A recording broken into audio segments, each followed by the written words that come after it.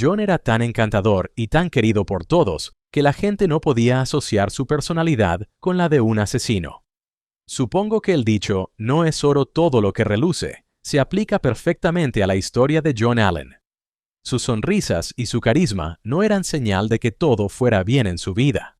De hecho, podrían haber sido el disfraz perfecto incluso para los peores de entre nosotros.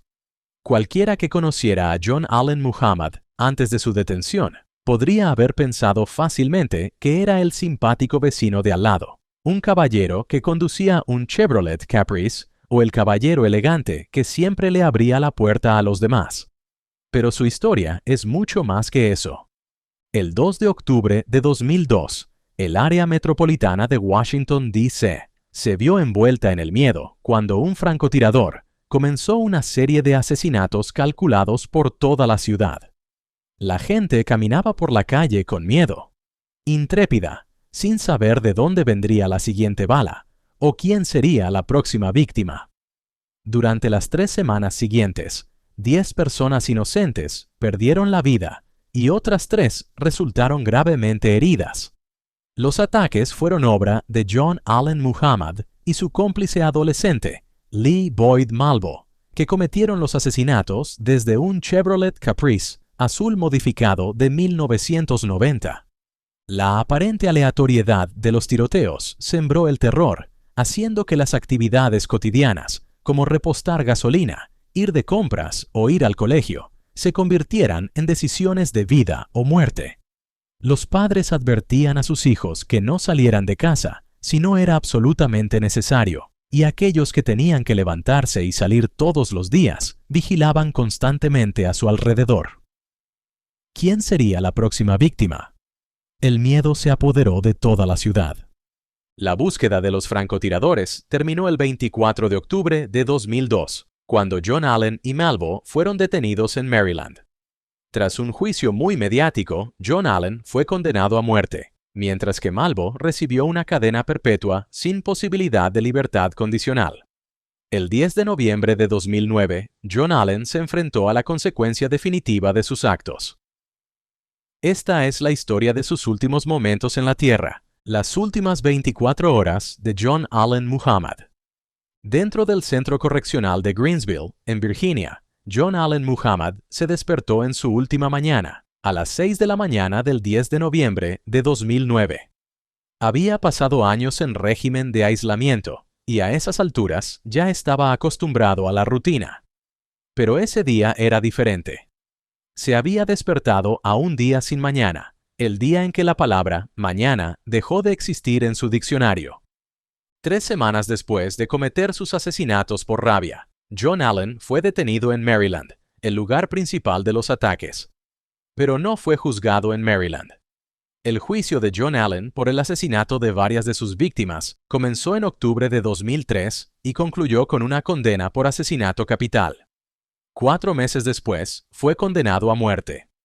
El abogado encargado del caso solicitó que se trasladara a Virginia, ya que se consideraba que este estado era más propenso a imponerle la pena de muerte y a ocuparse de su cómplice, en lugar de dejarlo libre con la promesa de que era solo un adolescente. La predicción de que sería condenado a muerte en Virginia resultó acertada, basándose en los veredictos de ambos estados. Además, Virginia permitía la pena de muerte para menores. Aunque el joven Lee Boyd no fue condenado a muerte, también recibió la pena capital. Actualmente cumple cadena perpetua en prisión, a la espera de ser ejecutado en Virginia. En agosto de 2005 fue trasladado a Maryland para ser juzgado por otros cargos. En mayo de 2006 fue declarado culpable de 6 cargos de asesinato en primer grado. Tras la conclusión del juicio en Maryland, John Allen fue devuelto a Virginia, mientras las autoridades consideraban si aún debía ser procesado en otros estados donde había cometido asesinatos y tentativas de asesinato al azar con un rifle de francotirador. Aunque no fue juzgado por otros delitos en Virginia, siguió siendo un posible acusado en casos en múltiples jurisdicciones.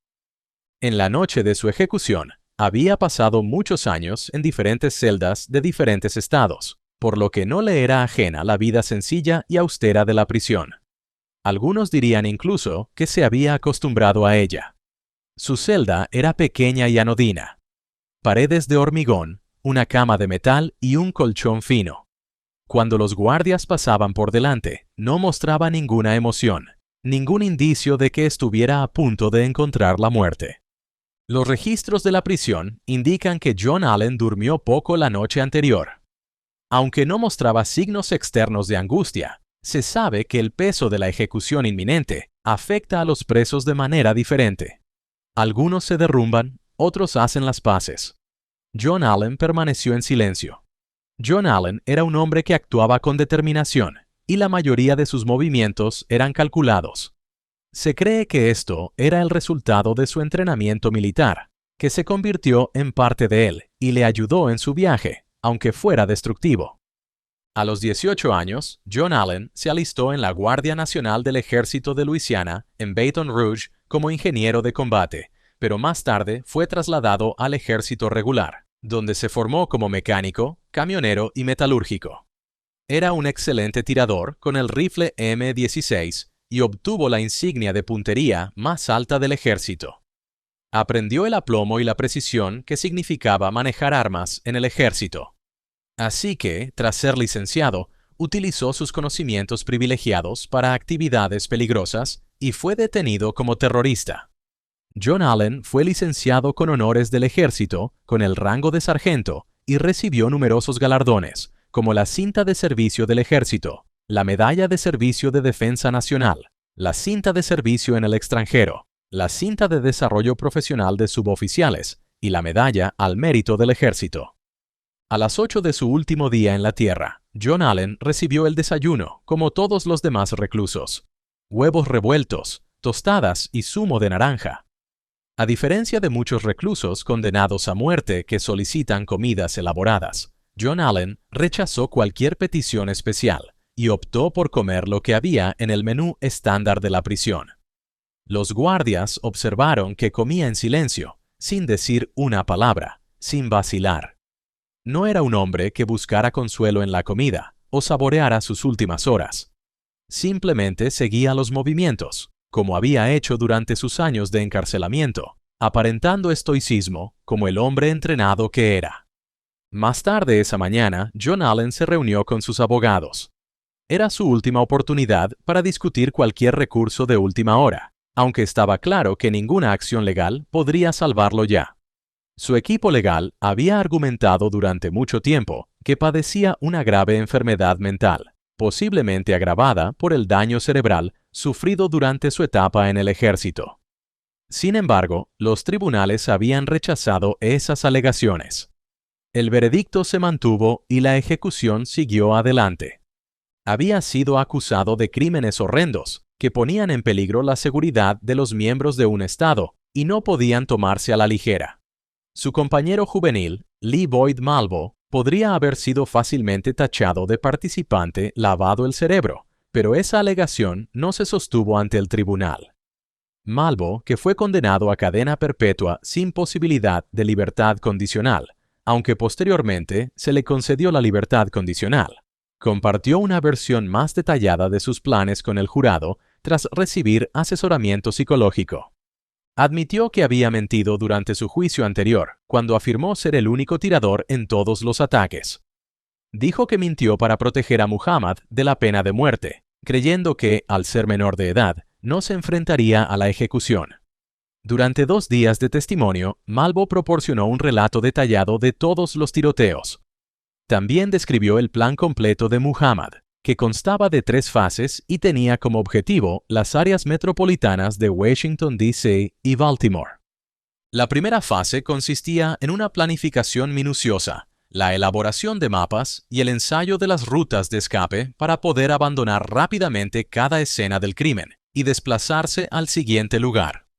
El objetivo de Muhammad era matar a 6 personas blancas al día durante 30 días. Sin embargo, este plan fracasó debido al tráfico, la mala elección de los puntos de observación y las limitadas rutas de escape. La segunda fase, prevista para Baltimore, nunca se llevó a cabo. Se suponía que iba a comenzar con el asesinato de una mujer embarazada, disparándole en el abdomen. A continuación, planeaban matar a un agente de policía de Baltimore, y después perpetrar un atentado con bomba en el funeral del agente, utilizando explosivos cargados con metralla para matar a otros agentes que asistieran al servicio. La tercera fase estaba prevista para comenzar junto con la segunda. El plan consistía en extorsionar al gobierno de los Estados Unidos para obtener millones de dólares que Muhammad utilizaría para viajar a Canadá. Por el camino tenía la intención de parar en YMCA y orfanatos para reclutar a chicos jóvenes y vulnerables sin orientación parental. Una vez en el campamento, planeaba entrenar a estos chicos en el uso de armas y enviarlos por todo Estados Unidos para llevar a cabo tiroteos masivos, similares a los de Washington, D.C. y Baltimore. Después de que las peticiones de clemencia presentadas por sus abogados fracasaran, quedó más claro que nunca que se encaminaba hacia la muerte. John Allen mantuvo una actitud estoica.